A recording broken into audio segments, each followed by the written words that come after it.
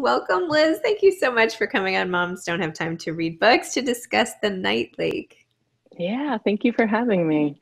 So, your subtitle is A Young Priest Maps the Topography of Grief. And when I saw this whole cover and subtitle and everything, I was like, oh my gosh, I have to read that. That must be really amazing. And it was. And oh my gosh, can you please tell listeners basically what it's about, the period of time, and what happened, hmm and what made you turn your experience into a book? Sure. Um, well, I had been moving towards being ordained as a priest for a long time. And when it actually came to pass, when it happened, my life was a really different landscape than what I had imagined it would look like at that point. So my mom had been sick for a long time. She struggled with alcoholism for many, many years. And it was just a couple of months before I was ordained as a priest that she died. She died by suicide. It was just awful and unexpected that it would end that way. And then a few months later, I was ordained. And it was an unusual setup in some ways. I had decided to take an extra year in graduate school. So I was ordained and then was continuing that academic year studying more. And so I began my first call, splitting my time between a parish and a summer camp, camp and conference center. And my second child, a son, was born about, maybe 3 months after I began at that parish. So I started and, was sort of just getting my feet under me in this new job, and not just a new place, but my role in doing that work. You learn everything in school, but it's pretty different when you're actually out trying to do the work and discover how you're going to do that work. And so I went on to maternity leave, and then 40 days later, our son Fritz died totally suddenly, totally unexpectedly. He'd been this huge, healthy, everybody said, oh, he's so big. And then all of a sudden I was the parent of a dead baby, which, there are statistics, right? But I was young and I was healthy. And I don't think I had ever really considered that would be the shape of my life. And maybe especially because my mom had just died. One of the things that people said to me was, wait, but you just went through that. How can you be going through this now? It was not even a year and a half later. So when I went back to work, it was maybe a month later after he died, I was still learning how to do this job. And there are a lot of different ways to inhabit it. It hasn't been that long, really, that women have been ordained, that it's still a job, a role that is so influenced by the many centuries of male-dominated leadership. And what I came to see pretty quickly was that I actually couldn't separate my grief and what I was doing there with authentically showing up. And yet my job was to lead people towards hope and to look for how that, the moral arc of the universe is bending towards justice and where we might find good news together. And in some ways that felt so at odds with the really dark and desperate place where I so often found myself in those days. And as I sort of began sticking my toes in the water a little bit, I discovered the more that I showed up authentically, the more I was honest about where I was wrestling, the more it seemed to work, what I was trying to do in my job. And so the book is a sort of winding road through that process of grieving these two beloved people, of trying to discover how to survive that. There were times when I wasn't sure I was going to come through on the other end or what that would look like. And then trying to both lead a community and also parent. So my daughter was two and change when our son Fritz died, and wrestling. Do we do this again? We wanted to raise siblings. How do we do that? And so it's a story of what is too much and how we try to rise to that and live through it anyways. And I suppose what to the second part of your question, why I decided to write the book. So I looked it up the other day. I was curious. Brene Brown's book, Daring Greatly, was published about 2 weeks after my mom died. So there was this sort of surge as that got traction. I found that book, a lot of people found that book, and there started to be more conversation about this intersection between leading and being vulnerable. And it's not something that I saw a whole lot of.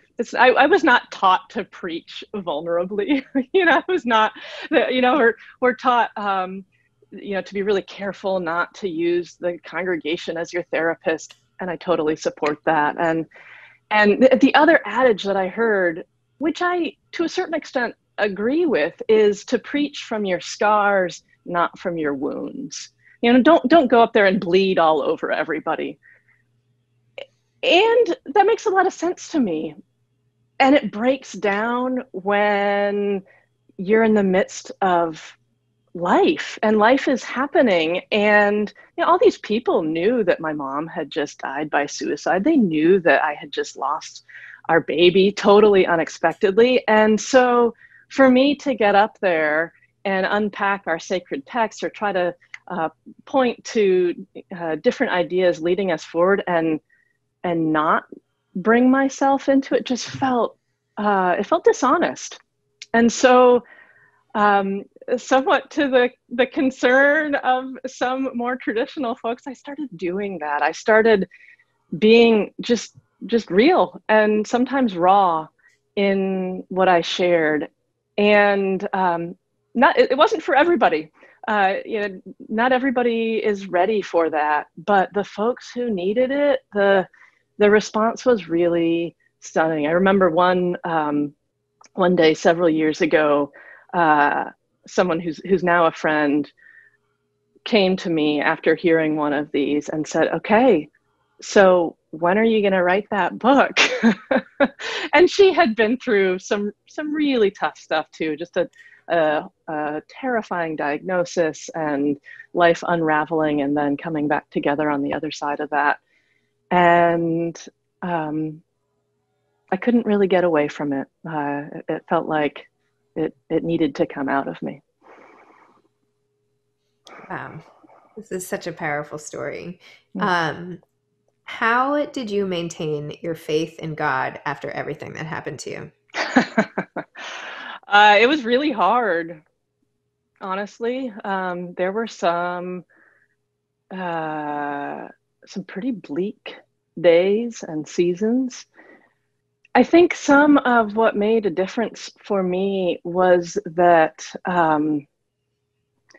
my faith is not a one-on-one kind of thing. It's not just me, Liz, and God, and we go back and forth, and it all depends on that line.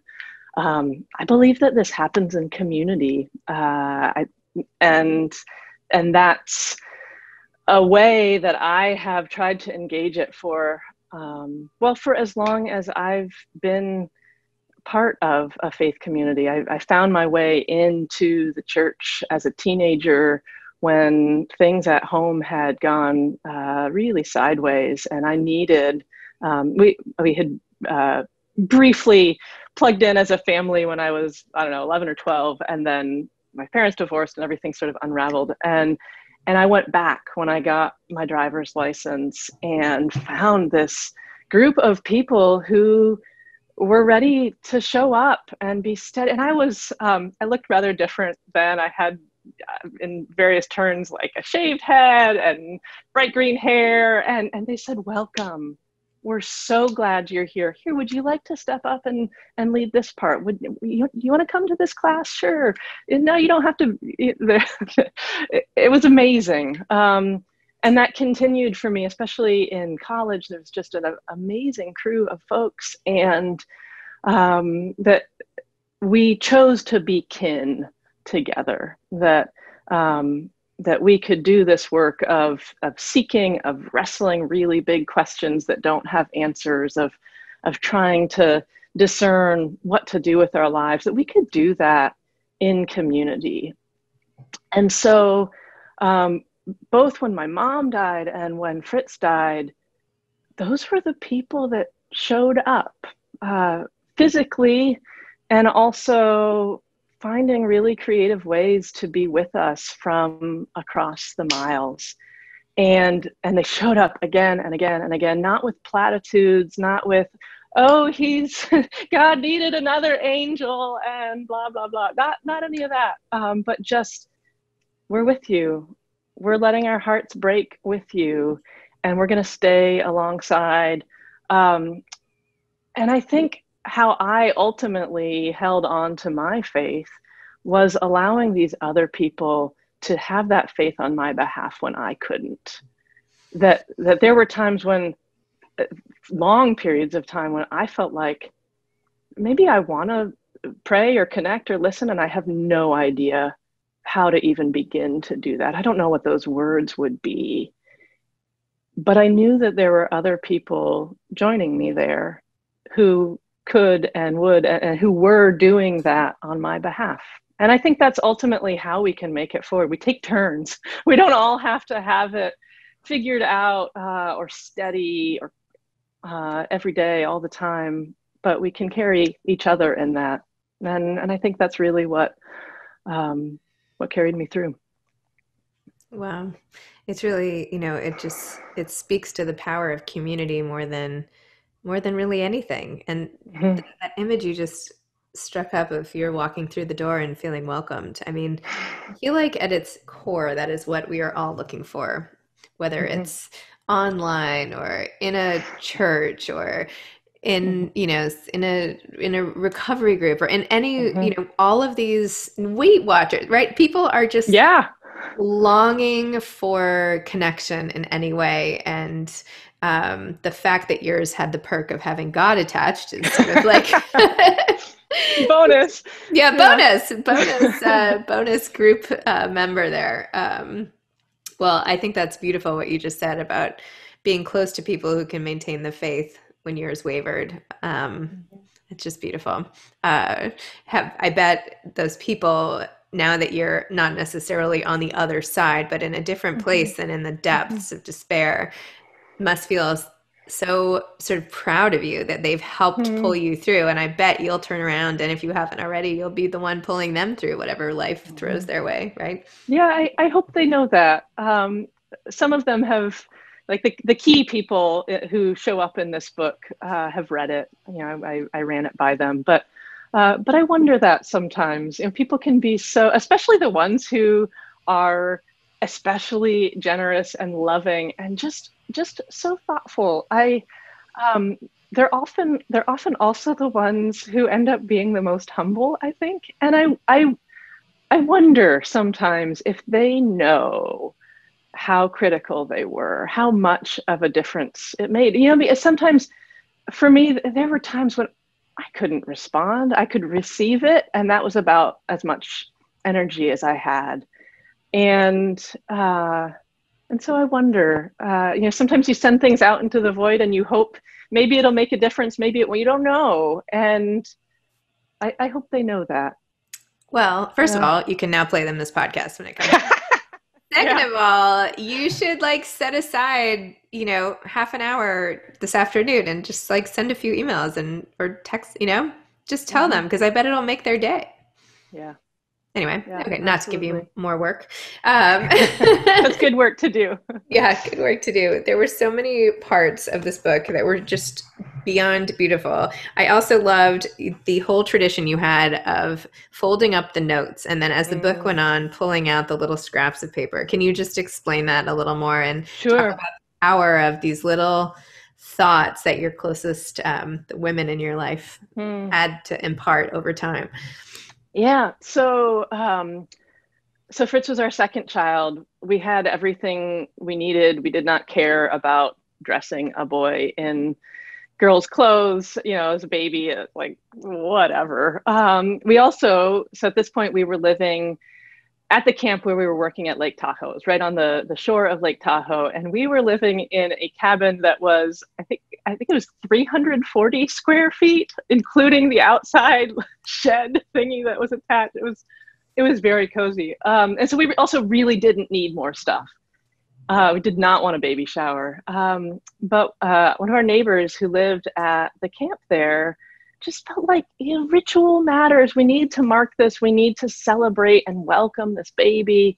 And no, we don't need to give you more things, but we need to do something. And so she gathered basically the women at camp, the women and girls who lived at camp. So it was me and my best friend Lori, who's the chef there, and her two daughters, who I'm not going to get their ages right. They're maybe like 7 and 9, something like pretty little still. And my mother-in-law, and we gathered in their home. The sun was setting over Lake Tahoe, and ate all kinds of wonderful food. And the girls like really sloppily painted my fingernails and my toenails, and then what they decided they wanted to give me was not, onesies and pacifiers, but their well wishes and their intentions and their love in the form of these little notes. And they were, I don't know, maybe 3 by 2, or not even that, like 2 by 1, very small pieces of paper. And they wrote these wishes for me with the intention that I open them while I was in labor with Fritz, and that would give me strength and encouragement, and I'd know they were with me, and all that. And so they gave me them in this little bottle, and Fritz was really late, like really, really late. We tried, oh my goodness, everything. So I walked so many stairs with that baby trying to get him out. And finally, so we were in Nevada, the Nevada side of Lake Tahoe, where at least at the time there was not a whole lot by way of regulations. And so we were planning a home birth. Alice had been born at home with a midwife also. And we came to like the very last day that they, even in Nevada, they would let us do this. So he was 20 days late. And as a last ditch effort, I drank castor oil, and the next morning woke up in just roaring labor. And he was 9.5 pounds. It was wild. There was no stopping to read notes at that point. I don't know if they even crossed my mind. And then, we were in the baby fog, newborn, chasing a toddler, all that. And I don't really remember, but I don't think I really thought about them or noticed them until he died. So he died at night, and getting up the next morning, and there's light everywhere, and there's no baby. And I just thought, how the hell am I gonna do this? How do I even do this first day? And I saw this bottle, this little green glass bottle sitting on the shelf next to the plates and stuff. And I took it down and pulled a note out, and I read it. And I'm not going to remember. It's in the book which came when, but I decided I was going to open one a day until they ran out, and it got me through the first week. And then I sort of strung a thread through them, and taped them up in the window. They're like totally bleached out now. You can barely read the words anymore. But it was just this sort of connective tissue between the life that these beloved women and girls had wished for us and sent towards us, and then unfolding in this entirely different way, but trying to trust that that the love they offered to me and this child was still there. So beautiful. By the way, I Mm. think that's a really nice thing to do, even for people who have lost someone recently. Just Hmm. like maybe this will get you through a week because Yeah. you're in that frame of mind. That's basically as far as you can even see. And Hmm. even that feels like insurmountable. Hmm. So for everybody who's like, what can I do to help somebody who's grieving? What should Yeah. I say? What should I do? Just putting like 7 scraps of paper in a box might just be the most helpful thing you can do. Yeah. It's a start, to get you To get through you, those yeah, first days. just Hmm. it's like the jumper cables on a car. Hmm. That's Yeah. Yeah. it's not gonna fix the car, but it'll get you to the shop. So, Uh-huh. Yeah. I love that. Yeah. um, tell me a little more about writing this book. How long did it take you to Mm. write it? When did you find the time to do this? Where did you do it? Like, did Uh-huh. you all of it, the Oh, geez. process? So I've been sort of kicking around, and that nagging that doesn't go away. And it was, I think, December 2017. I emailed a friend who has written many books and said, Jane, okay, fine, like I'm ready, but how do I do this? Where do I even start? And we got together, and she said, okay, how you start is I want you, it's the way past the deadline, but I want you to sign up, apply for this writing fellowship anyways. Just do it. And so it felt totally just sort of fell from the sky gift. I was able to join this writing fellowship. It's this sort of bizarro artist farm thing up between Palo Alto and the sea, like way up, this old ranch converted. And so I went that January in 2018 for 5 days with, I don't know, maybe 10 other writers, and just sort of I worked through all my old journals and made lists and started writing some of it. And then the shape of the program was that month by month, I was supposed to turn in pages and get feedback back, which was so incredibly helpful. If writers who are listening, if there's any way to build some kind of accountability in, month by month or at whatever interval, that felt just incredibly helpful to have to put it out. So I worked for in sort of whatever bits and pockets of time I could find that winter and spring. So at that point, I had, let's see, can I do math? Alice was 6, and by that point we had another child, Sam, and he was turning 3. So a 7-year-old and a 3-year-old. And I was working full time. And I remember hearing an author describe her process, and her way in was she had this amazing and elaborate ritual to get ready to write. And I don't know what it involves, a particular food and a way of making tea and some exercise and setting her space. It took like 2 hours, she told us, to get ready.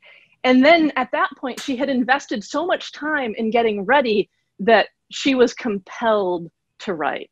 And that worked really well for her. And her book is incredible. It is so gorgeous. And I was sitting there with a couple other moms listening to her describe this and trying so hard to be gracious and supportive, because it was beautiful and it was really clever, frankly, how she worked this out. And I was thinking, oh my goodness, if I had 2 hours like I could, if I had 2 hours uninterrupted, I could write so much just in that time. And so, I tried various things. I tried making recurring, recurring times on my calendar. I tried hard to write 5 days a week. And sometimes that would be for 15 minutes. And sometimes I would get an hour. And sometimes I would get nothing for weeks. And it would be really hard to reset. But coming back to it again and again.